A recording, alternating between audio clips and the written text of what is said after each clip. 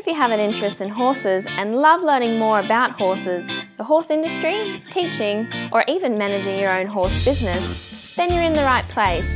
We would love you to join us on our mission, which is to improve the lives of horses around the world through the education of riders, handlers, and trainers. So get comfortable, listen in, and enjoy.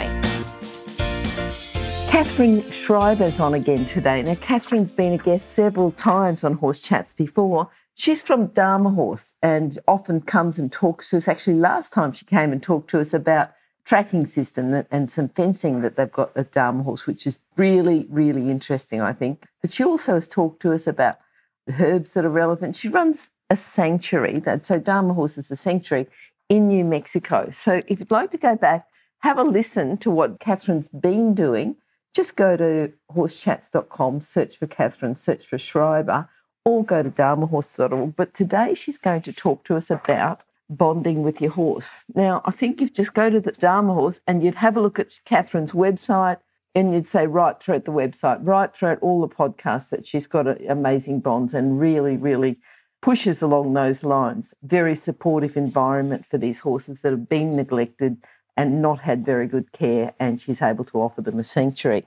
But before we do that, I've just got to remind you about International Horse College, and horse welfare is of utmost importance when humans have any interaction with horses. And within the courses at International Horse College, you'll only see methods that promote safe and humane methods of interaction between horses and humans. If horse welfare is important to you, then go to internationalhorsecollege.com, registered training organisation 31352. Now, Katharine, we're going to talk about how to bond with your horse today. Is that right? Yes, ma'am. Great. Now, just going through that, and I suppose you've got to know and understand horses first, so observing your horses has got to be important. So what sort of environment? I mean, do we observe them at night, end of day? Is it going to be any different? Just tell us a little bit about the observation, what we should be looking for when we observe our horse. Exactly. What happens, Glenys, is if you are able to watch your horse during the day, during the night, get a sense of sort of a baseline of what his life is like, what his needs are like, his personality, you'll have something to go by when something changes. You notice the changes in the horse, and those are always, messages or sometimes red flags that something's going on. I lived in a pasture with my horses. I actually lived in a pasture with my horses years and years ago in Arizona. And the thing that by just walking around with them, being with them day and night, long, strange story, but I learned so much about my two geldings. There was an injured mare in the pasture with them. And when she would lie down to rest, they would stand over her, their heads facing each other, and they would protect her. And when she would get up, they would stand in a way that if she needed, I'm serious, if she needed help, she could lean against the older one. It was a 30-year-old Anglo-Arab. His name was Dorje. And they would walk to depressions in the ground during the day. There were trees everywhere, pasture, not real rich, but nice enough pasture. And the depressions in the ground would collect the cool air. In the hot days at Arizona, I would kind of follow them around. They would stand in the depressions. It was huge pasture. And then they would be up on higher places at night. And you would walk through and you'd feel the change in the temperature and the change in the humidity. Their awareness was so acute. And in turn, that helped me become more aware. By observing them, we learned things we just did these past few days. We grind and soak hay for our 41-year-old horse who has no teeth. It's the only way that he can eat. So we do that, and we feed him twice a day the ground soaked hay. We have a 28-year-old off-the-track thoroughbred at the other facility where the track system is. And Mark has been noticing, because he gets alfalfa because it's nutrient dense, and he's 28, and his teeth aren't great, but he's still got some. And he was coughing, like he's having some trouble now with the mastication and getting it down. So every time you feed, there'd be this little cough and little specks of the hay come out. So, this observation that maybe not everybody would be aware of, hopefully those of us who love them so much are, we started feeding him the ground-soaked hay. So we're hoping that that will be a simple solution because it's so much easier to swallow. It was for the 41-year-old. I don't know. Glenys, I have this vision of every horse here finally is on the grounds. If they all live that long, it will be. It's an old age, isn't it? 41. It's certainly remarkable. Yes. Yeah. So, and they're all special needs and they have things in their elderly. So, but it's that observation. You can bond with a horse if you know the horse well, and he will bond with you when he trusts you. So the observation and awareness of him as an individual, we all learn about horses in general, horses as a species. And we know, they can't vomit. We know all those things. They can't, breathe through their mouth. They have no gallbladder, blah, blah. But when you get to know a horse as an individual, then you can really bond with him. That awareness makes you a much better partner. Thinking about, I suppose, when you were just living with the horses, you'd be there with them, but people talk about different equipment to use with horses. Do we need any sort of special equipment just to get that initial bonding started? Should we not use equipment and just observe and see what happens? Or what's your views on using equipment to bond with your horse? For us, there are amazing things that happen when the horses come in sanctuary. Sometimes they're overcoming a lot of things. We trigger reactions or responses when we don't mean to, but as you get to know them, then that trust begins. We can spray them all with the fly spray without catching them, all except one right now, the most recent rescue. But they come to trust you like that, and they know what you're doing, and their awareness of your intention. A horse where you need to go ahead and put a halter and a lead shank on and explain to him that you're not going to hurt him, then over time, that equipment, that way of sort of restraining isn't necessary because you don't need to restrain. The trust is there. This is something, though, each individual is going to be different, just like we are. And the degree of ability to trust depends on that well of experiences. If they've had a lot of negative, it may not come to the point where you can do stuff without a halter. But it does here. And eventually, just about every horse, I know Goose will come around too, every horse knows what we're doing. So they're participating in it. And they're grateful to have the fly spray. But we do tend to think like the more tack you have between, the two of you, between you and the horse, the less he's going to feel your genuine connection. And that tactile awareness, the peripheral vision, his ability to smell and his acute hearing, it means that they feel and see and hear everything that we do, but does it have meaning? And when we're using a lot of equipment and the way that we're approaching them and trying to signal things to them, if we're confining, contracting, trapping them, it's going to bring some apprehension and some fear. If we're coming to them with just total indifference, then their response is going to be indifference toward us. They are so aware, and I don't think that if we are caught up in what we want to accomplish with the horse, if we're competitive or if we're needing to prove something, then we will never get fully from the horse what he has the ability to offer. Does that make sense? So basically what we're saying is we've got to give him reasons to seek that connection, because I'm thinking about the fly spray. Well, the fly spray itself might be, make a bit of a funny noise or have a bit of a spray or a funny smell, but then once they realise that the fly spray is good for them, then that's the reason to seek that connection. Is that right? That's right. And isn't it amazing, because they will realise that. They are intelligent, sentient, loving beings with great gentleness. And everybody here has that sense of, oh, come on and spray in the morning when the flies are starting to wake up in the sunshine. And they're like, please, help me out here. Give me some fly spray. You just got to be kind and compassionate and help them understand. We give treats.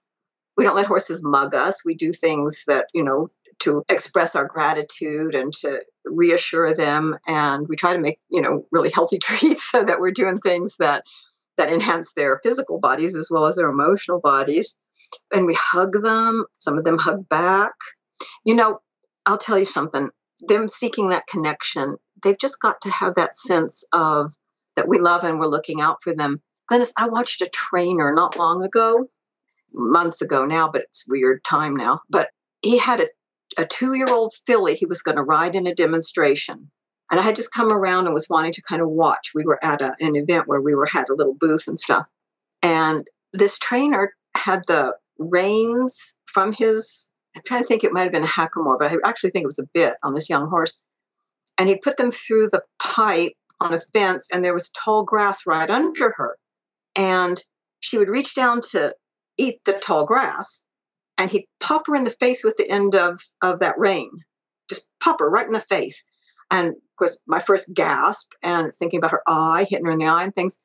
But then I got sort of a rage inside of me, which I have to control because, that was none of my business, but it is in a way. Her trust is broken by that, because if you want her to just stand there and be quiet, don't stand her over the tall grass. If you want her to trust you, don't assault her in the face. Watching it and knowing that the demonstration was going to be given of these techniques, I walked away. I would not watch it. I could not bear that. But I would call that a certain way to break a bond with a horse, is to betray that trust and betray that connection. That's a real good way to do it. Yeah. I think, I know riding, training. Mm-hmm. It's got to be very consistent and very clear, but that was quite mixed then, wasn't it? How can we go about refining that so they are consistent and clear? That's all that a horse really asks of us, is that we have the clarity and consistency, that he can understand us. Yeah, and when I say I'll say refine our requests, it really means to have a plan. We want to refine and finally hone our own skills, so that we can give our signals that we mean. We want the horse to understand us because we're coming through with exactly what we want to say. I wrote an article for Dressage and Combined Training magazine, and it was called, and they used my title, "There is no aid for oops." And there's no way to tell a horse that I didn't mean that. And my perfect example is from when I was teaching. And if you've told a student she's going down the center line, and I say, at C, turn left, and she mixes it up or whatever, she turns right, and then she goes, oops, and she grabs the horse by the mouth or by the bitless bridle, and she just yanks around, tries to get him go the other way. She's focusing on her own mistake, but what she told the horse was exactly what he did. He was compliant, he was gracious, he did the turn as she asked, but she is hearing what the instructor said and goes, oh no, I went the wrong way. So she's making the horse go the way he was supposed to. It's the absolute worst thing to do. And there is no aid, there is no language or way to say to the horse, oops, I made the mistake, I'm sorry. They only know what we are telling them. And so if he's done exactly what we asked with our aids and our signals and maybe, the direction that we're looking and, sending cords out from our belly button to grab a tree and pull us in that direction, we do all those visualizations and those things. And he does exactly what we said. And then we realize that we did the wrong thing. For heaven's sake, don't punish the horse for our mistake. Yeah. What if the horse makes a mistake? Is that our mistake or the horse's mistake? What happens there? If you ask the horse to do something and then they do the opposite or something a little bit different to what you want. Yeah. It really is semantics, isn't it? It's using the word mistake. He can falter in a request. He can maybe not comprehend or not be sound enough or not have the foundation to do something that we do ask.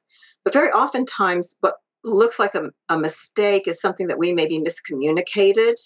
Like if your hips are lined up for a left lead canter and you actually wanted a right lead canter, don't punish him because he took the left lead, because that was the one that you were actually lining up for. Confusion on the horse's part can certainly undo his confidence, because if we aren't consistent, there's no way that he can be. And if we just tweak something just enough for him to be uncertain, he'll give a try. A lot of times when we've been training horses or retraining horses, and I have a rider or have something going on, and we're working on the canter, and the horse is having trouble with the canter, and she keeps going around to the right, keeps picking up the left lead, and I'll say, he's giving you half of what you asked. He's giving you the canter. And if we're in a big enough area, I'll say, go on and go, track to the left. Go on with that. He's giving you what he could at the moment. Let's reassess what you're doing. Let's reassess his soundness, see what's happening. But by calling it a mistake, it holds him to a standard of our making and an ideal that maybe we've put out there that he's not quite ready to accomplish or he hasn't understood. So, yeah, there is no aid for oops. No, I like that one. I like that one. Yeah. So just sort of bringing it back, we've got to give those consistent, clear aids, make sure we're communicating, and then we're really setting the horse up for success. And if the horse is set up for success, then, we've got a way forward. Yep, exactly. Don't ask him for a flying lead change. Don't start asking him for the flying lead changes if you haven't practiced simple changes. If you haven't built the foundation, you can ask for something you haven't set him up for success. And then if you do, my old, what I say when you're bonding with a horse, start him with something that he knows and is comfortable with, and then add the more complicated new things, and then end your session with him, whatever you're doing, with something that he's familiar and confident with, and then he'll always look forward to your interactions. Yep. Now, Katharine, you're talking about asking your horse. So what's the best way? Is it words, body language, signals? Tell me what you think about asking them to work with you. It's all of those things. We use, our words, our language, our body language, all the different signals. We need to use all of that when we're interacting to kind of ask him if he feels up to working with us, today. If we come to him and he's resisting, he may have pain. He might be frustrated. He might be frightened. We don't know necessarily if we haven't been able to observe him that night, that day, whatever. We may not know what has happened.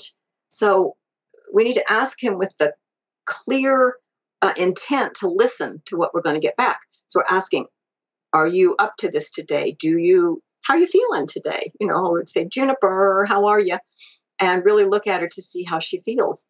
And I like to put my hands on the horses a lot to feel their bodies.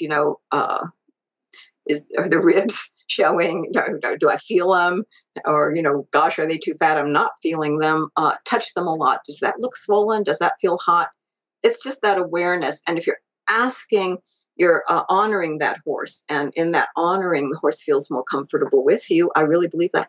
Mm-hmm. Yeah, and you talk about listen. Now, are we listening as in the sound, or are we observing responses? So if we talk, we'll talk to the horse, which is, fairly natural, I think, right across all forms of horsemanship, to just have that soothing voice and the reward. You may not want to do in the competition arena if you're a dressage rider or something, but we talk about listening. Is that the sound we're listening for, or the responses we're listening for? And you've made me think of how we would listen to the sound as well. Mostly it's his responses. We're listening to try to hold that form for understanding, so that we, in our observing him, we're listening to what is communicated back to us. But you made me think about, like, you're trotting, it won't happen across turf, but if you're trotting across a dirt road or something, listening to the footfalls, listening to the rhythm of his gaits, there's a way to listen and understand that something might sound off, or that he's groaning, or something's not right. So there are actual sounds you'll hear, but that listen part is just that awareness, because if you're observing him daily, when he's communicating his needs or he's communicating his worries, you're going to be much quicker to pick that up. So the work you're doing with them, you're very clear on the sort of work. This is the foundation. I suppose that's for any sort of training, just training, communication. We've got to have some sort of foundation. Just, can you go over that foundation that we do need just to get this bond with the horse? It's so valuable, and it seems so very simple. I think human beings have this unique ability to complicate things and to make systems for themselves, systems to teach to others that aren't necessarily focusing upon what's best for the horse. When you build that foundation that you're going to work from, you use that plan, you make a plan, whether you're riding the dressage, or whether you're going down the trail, or whether you're doing liberty work, or whatever you're doing. the plan isn't something that's like rigid in stone and that's what the horse has to follow. It's the plan that you have to follow, which is the ask, listen, direct, and support. You are making yourself more aware, not so much aware. Here's my awareness of the horse. Here's my awareness of me as two separate things. You're making yourself aware of the bond that you're building between you. And the bond is what secures that trust. The horse trusts you because you're trustworthy. You're trusting him because he's trustworthy. As you start working your plan with your awareness of him, everything just kind of unfolds for you. One of the most important things in that is if things go awry, if you feel like mistakes are being made, whatever you want to call things that don't quite fit where you wanted them to, you step back. And like we've said, if you're jumping, 2-9 fences, you bring them back to 2-6, you bring them back to 2-3, you do what you need to do to bring the horse back to a place that's comfortable, that makes sense to him. You give a reason to reward, because if all he ever hears is you did it wrong, you did it wrong, you did it wrong, he's not going to want to do anything anymore. And if you bring things back to a comfortable space that's familiar, and you go back to cross rails, if you've been trying to do something at the trot, you go ahead and do it at the walk. You've been cantering, you come back to the trot. Then all of a sudden you work the plan from there, and you can step forward again to what you're having trouble with. And you may have just, pushed right through that barrier, and he understands now. But if anything becomes forceful, brutal, the horse feels trapped, the horse feels coerced, you don't have a bond. You have not a partner, you have someone who's submitting, someone who is your slave. Yeah. Now, Katharine, tell us a little bit about rewards. What's the best way to reward the horse? How often should we reward the horse? So if you can tell us a little bit about that. Yeah, because we believe in that. A reward-based system as opposed to like a punishment-based system, that you give the horse a reason to work for you, a reason to participate in this dance. And what you want to do is to reward every attempt that he gives to please you. Any attempt he gives to please you, you praise, and you can praise it with your voice. You can stroke him, whap on him, real hard like you're cleaning a rug, but you pet him, you tell him, you can, if you're riding, you can reach down and give him a treat, whatever it is that you begin to build together as that reward for him. You know that sometimes, especially like if you're a dressage rider, just the yielding of the rein is a reward. The yielding of the rein is a signal that that's correct. And a dressage rider, in classical terms, in the terms of softness, is always riding by yielding and coming back to base, like in the position of the leg, the hand, especially the hand. You yield and come back to base rather than pull and go back to base. It's this process of softness and yielding to get the horse. I don't want to say yield to conquer. That sounds horrible. You yield to communicate. It did sound bad.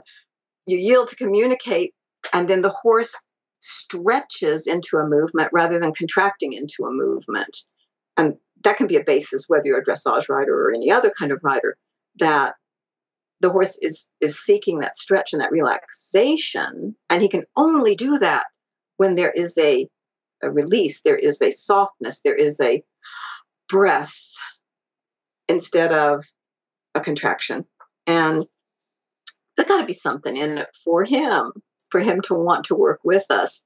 And, reward is a real good way to do it. And there's so many different ways to do that, even just good boy, good man, good girl. Mm-hmm. Katharine, I love the way you work with horses, and I'm sure a lot of our other listeners love it as well. Now, we've already talked about on lots of your previous chats about going to dharmahorse.org. If people would like to specifically go a bit deeper into bonding with your horse, the best website for that is dharmahorse.org or bondwithhorses.com. Yes, ma'am. Is that the best way to contact you, through either of those websites, or your phone Either number, email will be on there? Yep.